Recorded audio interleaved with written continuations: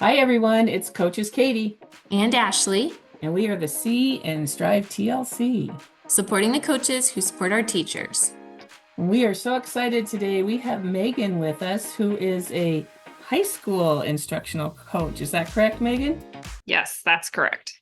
Tell us a little bit about your education journey and who you coach and all that good stuff.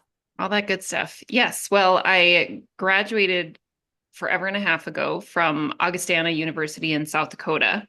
And I immediately started teaching on the Northern Cheyenne Reservation at St. Lebre.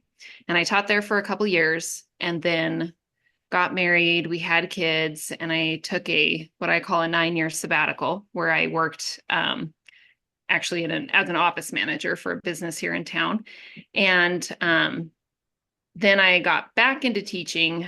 I felt like I just felt kind of called back into teaching. So joined Helena High, and I was an English teacher for 5 years, and then kind of got strong-armed, voluntold to apply for the instructional coach job when our coaches were shifting out. We were under the statewide literacy grant at that time.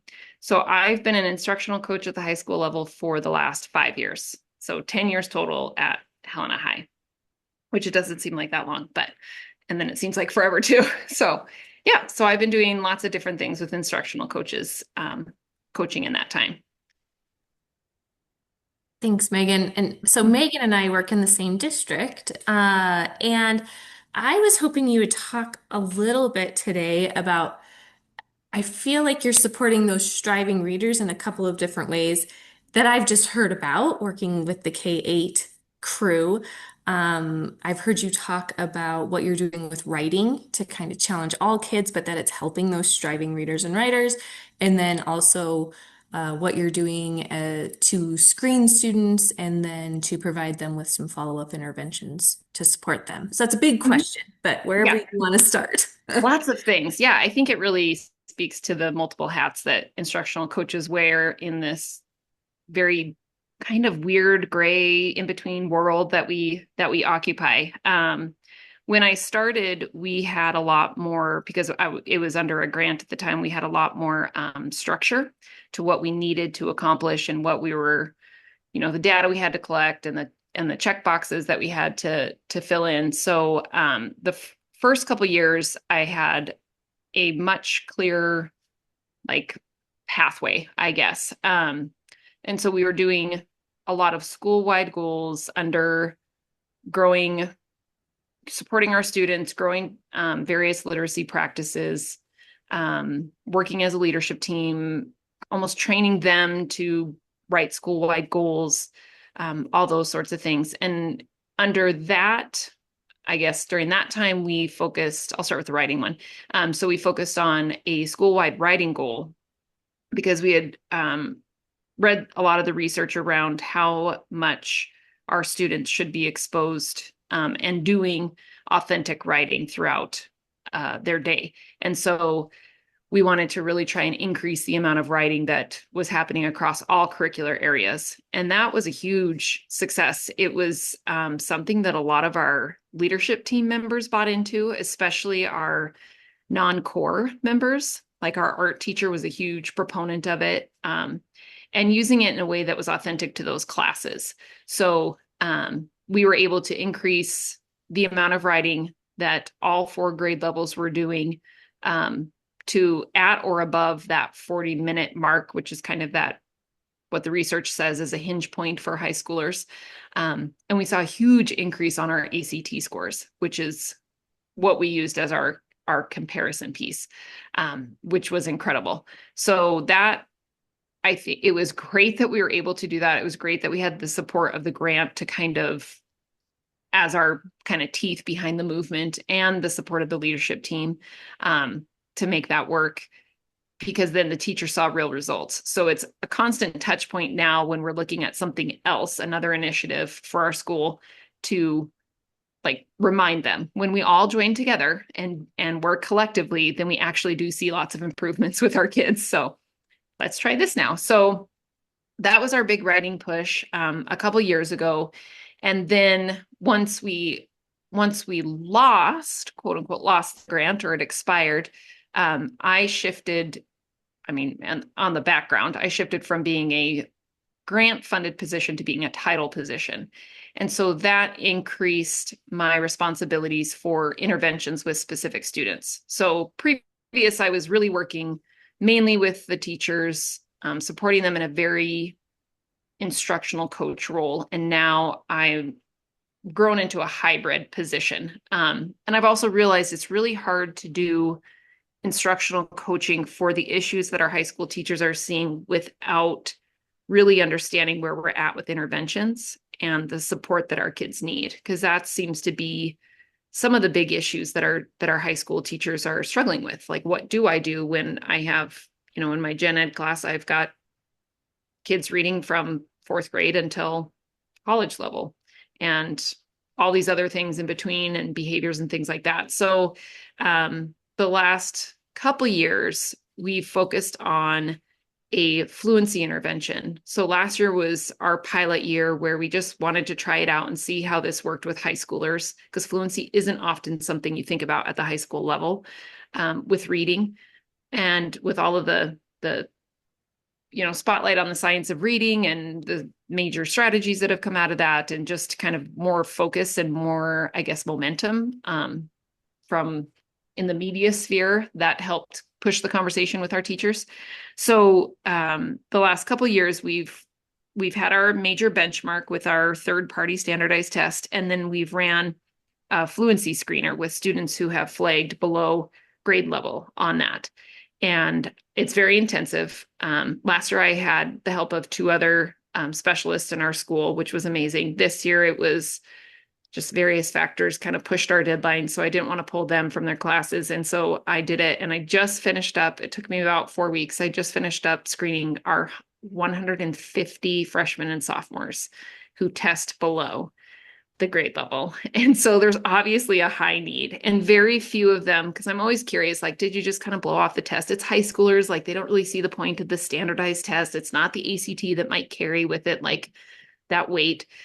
So I'm curious if they just kind of blow it off, or if it is honestly their true measure of where they're at. And there were probably only 10 kids who were proficient in fluency. So they had scored low on the, big comprehension type test, but fluency, they were fine. So I kind of had conversations with them like, did you really try? And they're like, man, I kind of got tired at the end and I didn't want to do it, or I was having a bad day, And so it really is. I mean, it kind of made me feel better with our students. Like, they are actually trying on this test, but then it also brought with it a little like, oh gosh, they're really trying on this test. And we have a lot of gaps that we need to fill. So we have all those students screened, and now we're looking at how are we going to get those students the intervention they need with fluency in the various tiers that they might need. So that's actually literally where I just finished up prepping that stuff. So that's where we're sitting right now with fluency. So writing and fluency have kind of been two big focal points the last couple of years. I just sit here and listen to all that you have done. It's amazing. One of the things that popped into my mind with the writing, how did you get everybody on board with that? Was it through PD? Was it through, what did you do to get everybody on board? Yeah, we started with, we were inspired by one of the literacy conferences, and we got to listen to Anita Archer live in person, which is, I mean, Amazing. can't get any better than that. I'm so envious of the energy she has at her age, because I just pray I'll have half that amount. So having our full, and we've been really intentional with our SLT, and we've kind of gone back and forth over the years as to who we want on our SLT, because having the right people is really important. But we've made it a very intentional effort at our school to have a representative from every department. And so that's something at the high school level for anybody who's thinking about moving up to the high school or currently is at a high school level coaching. It is a different ball of wax trying to get high school teachers on board with coaching, and you're kind of breaking into their autonomous silos. And we weirdly I'm speaking from personal perspective with this, like we get weirdly territorial with our content areas and things like that. So it is really vulnerable, I think, at any level for someone to let a coach come in, but especially at high school, I think it's more so that. Um, but with our SLT, we've really tried to build a culture on that team where they are the first ones to reach out for coach support, or they are the first ones to encourage people, or they are the first ones to talk positive about it. So that's been for the last several years. And then with the writing specifically, they all were at the conference with Anita Archer, and her enthusiasm is just palpable. I mean, you can't help but not want to do whatever she tells you to. And so I think the fact at that one, she was presenting a lot of her like low prep, high yield strategies. And so we put that together in a PD that I did not lead, actually.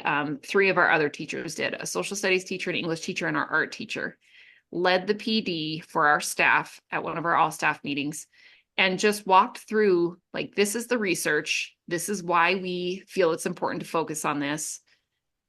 And then these are the strategies we want you to try. So pick one that you can do and just pick one and do it, like pick only one if you like it and just do that one over and over. And we talked a lot about like the difference between authentic writing versus inauthentic writing. You know, copying down the notes that you have projected on the slides is not authentic writing.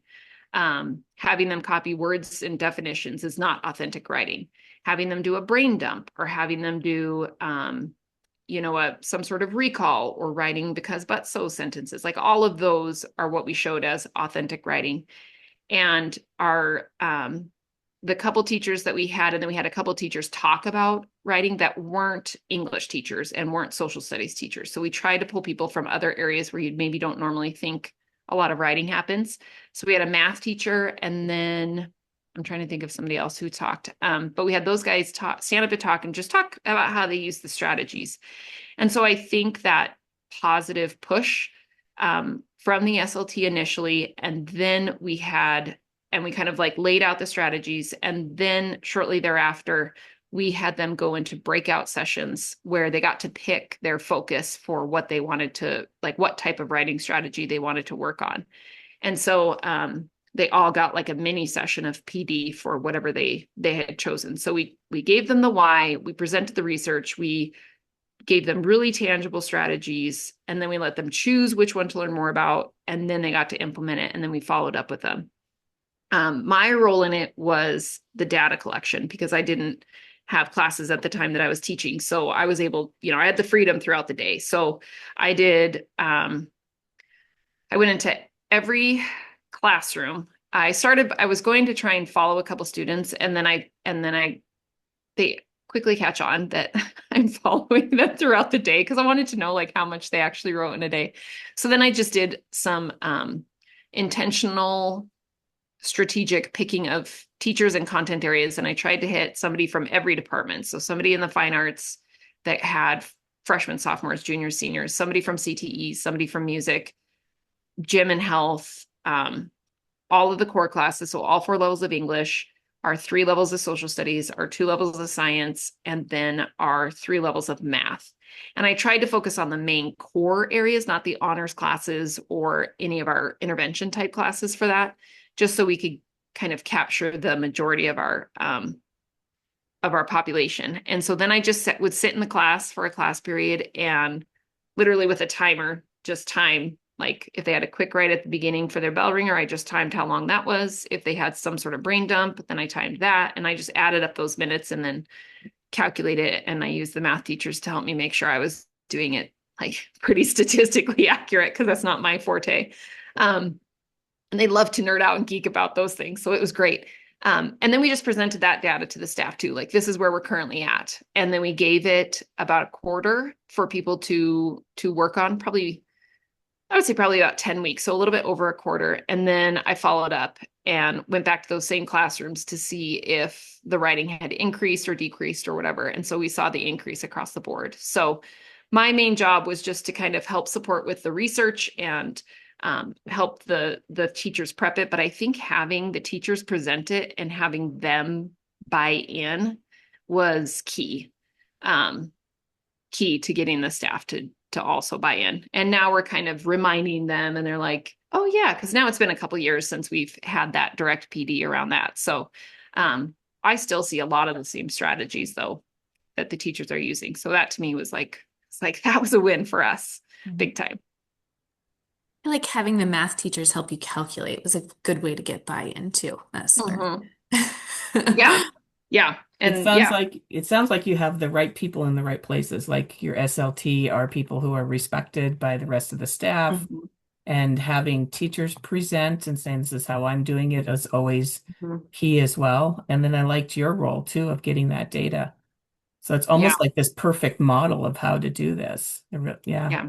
It worked out really, really well for that. Now, I mean, now we take the fluency and I'm like, man, where are all my team members? Because this is a little big load to lift. I mean, they're still supportive and they're still like, it's just looks different when it's, trying to get individual data from kids. So yeah, it was really successful. And we've kind of tried to model that, um, that format for other things. Like we shifted a little bit the next year to engagement strategies to try and increase, student engagement. And so we basically did the same thing. Like who are the teachers that are going to present this, that have found success, who are going to lead our breakout sessions.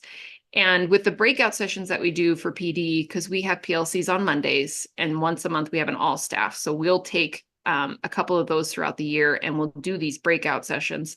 And with those breakout sessions, we have not even SLT members, but a teacher who is successful utilizing the strategies will be the one that presents it to the rest of their peers. And that's been really cool to just build leadership in teachers who can't be or aren't on the SLT. So that's been powerful as well. Looping back to the fluency work that you did, Mhm. you started to talk about a little bit like tier one, tier two, tier three. I know that can get really tricky with high school and schedules. How are you making all of that work? That's an excellent question because I am not 100% sure yet. It is a big experiment. When I was talking to our reading interventionist, we kind of had a light bulb moment that was like, man, we really need to check and see if our kids can even read fluently. Like if they're spending all of that, because we circled back to that simple view of reading, we're like, if they can't decode these words, maybe that's where some of these kids are really getting tripped up because they refuse to read out loud in class. They're not hearing the text. We just kind of had created bad habits at the high school level, I think, leveling down text, avoiding having them read just because they were so uncomfortable or it made them anxious or whatever it was. So we had kind of allowed some bad habits to form. And so she and I were talking and we just said, why don't we just try this fluency thing and just see? We'll use our winter benchmark data to kind of get the initial list of kids and we'll screen them and then we'll see where they're at. And so we did that. So we screened them, we figured out who needed the intervention. Last year, we didn't focus so much on, tier one, tier two, tier three. It was just basically like who would benefit, who wouldn't. And then we offered it out to the English teachers to see if any of them would be interested, mainly the freshman and sophomore teachers, to see if any of them would be interested in piloting 6-minute solutions in their classrooms. And so we had 8 teachers opt in to pilot and different variables, right? Like some, attendance was an issue to try and, because you have to pair the kids up. And so if one partner was gone, that made it hard for the other partner. So there were some good things that we figured out throughout the process. Overall, though, every student except for 2 grew in their fluency, and most grew on average 40 words per minute. So it was successful. Like they definitely benefited, even though they are at the high school level. So it worked out really, really well. And that reinforced to me that this is a fluency intervention is something that we absolutely need to have at the high school level. So this year we had our benchmark test. Like I said, it was kind of delayed. So I did the screening and then I was more intentional with kind of triaging the students into tier 1, 2, and 3. And so what it looks like now, we have a few supports in place for students throughout their day. So we have what's called a CC lab, which is for our students who have an IEP. or it's a very focused guided study hall. We have guided study halls for anyone who signs up for that. We have a transitions class, which helps it's like almost in between a CC lab and a guided study hall. It's very intentional. And then we have what's called the Academic Support Center. And the Academic Support Center has an English teacher and a math teacher in it every period of the day. And kids can either go down during their study hall or they can drop in once their classes are done and get support in math or English. So based on that, I went through the 80 some students who needed either tier 2 or tier 3 fluency intervention and have grouped them and figured out what periods I could pull them from either a CC Lab, a study hall, or a transitions class. If they didn't have any of those in their schedule, then I just let the English teachers know I would need to pull them for a minute to do a fluency check with them. And so the idea right now that we're going to try and get rolling is that throughout the day, I will be the student's partner. Logistically, it was really hard to try and figure out how to partner them up. I have offered it out to the teachers again. I sent them all their students' data to the English teachers, and we'll see if any of them want to do it as a class. There is one teacher who's going to do it as a class because most of this one period he has all need the intervention. So it worked out well for me. So that was 27 kids I didn't have to worry about. But the other 80, I've kind of just split into two groups. And so we're going to try and do a blend of in-person and tech-based fluency work. So 2 days, my goal, well, maybe you can check back with me in a couple months and see if this actually happened. But my goal is to have group A, I'm going to pull them throughout the day on Mondays and Wednesdays. And group B, I will pull throughout the day on Tuesdays and Thursdays. So they'll have an in-person and I'll just have them read the fluency passage. And then the other days, they're off days where I'm not pulling them. They'll have, we use Microsoft Teams in our district, and they have a learning accelerator called, I think, like Reading Coach or Reading Accelerator, where you can assign the students a fluency passage and they can practice it independently. So my idea is hopefully they can get at least 2 good hits in person a week, and then hopefully 2 more that are tech-based. And then our English teachers in the Academic Support Center are hoping to pull the kids once a week to just do a check-in with those students for whatever passage. So they'd have a third or a second in-person one. So possibly, ideally, 5 hits a week, minimum 2 hits a week, as long as they're here on those days that I need to pull them. So that's what it will look like. So That's very creative. You thought outside of the box to get it done. And the data will tell you if it's working or if it's yeah, not. So we'll see. that's exciting to give it a go. Well done. It's very Yeah, intentional. when you see that there's an issue and then you have a great plan like you have set up, it'll be exciting to see the results. Mm-hmm. And I think we have, because we set the baseline, the national research says about 140 words per minute, correct words per minute is kind of that baseline proficiency. So I'm hoping that's a carrot for some of these students who are right on the cusp. And we have a plan to check in every 6 weeks to do another screener and so if you're off it, then you don't have to meet with me anymore. But I am hoping to bribe them with candy and stuff. So maybe they'll still want to meet with me. I'm not sure. So yeah, I'm really hoping that we can kind of build up our students' fluency and move some of them out of that intervention. So that's really for tier 2 and 3. You did ask about tier 1. My idea with tier 1 that we're going to talk with as an SLT after break and stuff, when things kind of settle down, is bringing in really intentional vocabulary and background knowledge strategies to focus on, because we know that's what those are 2 tools that are really effective for the high school level. And then also my next little research is having them practice fluency in their classroom. So what does that look like? Doing some more choral read alouds and having them hear you read things aloud and just short snippets, and try to increase that. And even like today, I was in a classroom and they were doing a whip around where they were writing sentences using the vocab in context. And even when the students were reading their sentences out loud to me, when they would trip over a word, I would make sure that they were saying it correctly, right? So it's even those little micro moments. Like, don't just let the kids say, abstain if it's supposed to be abstain. For whatever reason, they said it that way. Like they couldn't read the writing or something, but like make them say it correctly. And so I think that's going to be the next focus of our training as a whole staff are some of these, again, using the Anita Archer model of low prep, high yield, high impact, hopefully, strategies for them to implement in their classroom at every level.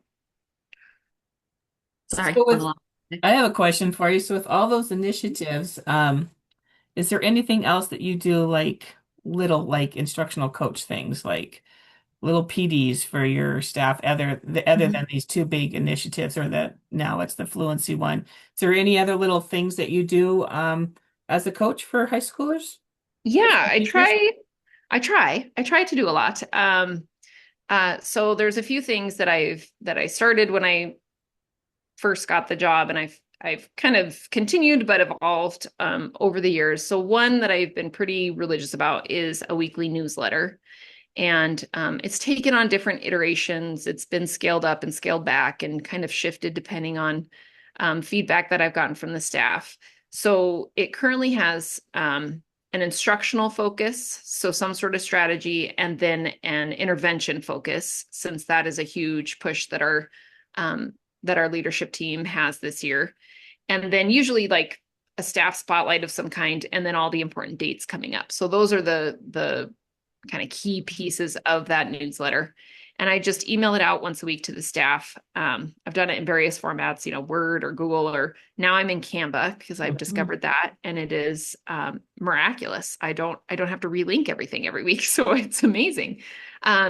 So we, as a SLT, we really tried to decide this year before the year started what our monthly focus would be based on our school-wide goals. And so each month has a different theme for PD. Um, I think November was vocabulary and different strategies around that, some easy, like digestible strategies. And then December is going to be feedback. And so how can we provide more effective um, or highly effective feedback for the students? And so that's the focus going into December. So the instructional part of it will always have some sort of strategy directly related to that theme. And then the intervention focus will have something that's maybe connected to that theme or just broader intervention in general. So we did kind of a review of what MTSS was, what the triangle was, what our interventions currently are, what the tiers mean. That was a whole series of articles that was in the newsletter. So that goes out weekly. Another place I have to try and sneak in some PD is a big bulletin board that we have in our workroom, and I'll update it monthly. So again, aligned to the theme. It'll have the theme. It'll have just some reminder dates. It has a strategy. It usually has like a little SEL corner. And I honestly just used ChatGPT to help me figure out how I needed this, because I had something different in the previous years that just, it needed a change. And so I was like, okay, I've got these 8 spots and I need to fill them. And this is our PD like calendar for the year. And it, we refined it. We worked together. We refined what it looked like, but it was really helpful to just do that. And so that's made it easier. Like I just put out or figured out December. So that will go up then. And then once a month, I try to do a grab and go PD where I put out a little treat with a QR code that will take them to some sort of quick strategy, like a quick video about whatever, a vocab strategy or a sentence starter strategy, where they can, and I just put that in the lounge. And in the email that I send out with my newsletter for that week, I say, don't forget, swing by the lounge and get your grab and go for whatever. And I try to come up with creative themes for that. The only, so a lot is out there, but it's hard for me to figure out how many eyeballs are on it, just because it's, finding a QR tracker that I don't have to pay arm and a leg for, and trying to see how many clicks it gets and all of that.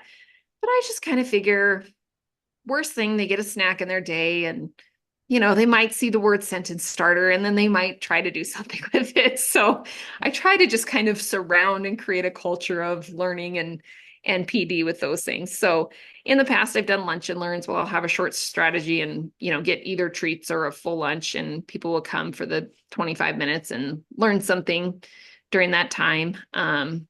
So yeah, those are some of the different ways I've tried to get in the ear of teachers. So hit or Well, miss. I think your whole staff is very lucky to have you, Megan. It seems like you've got it down for instructional coaching at the high school level.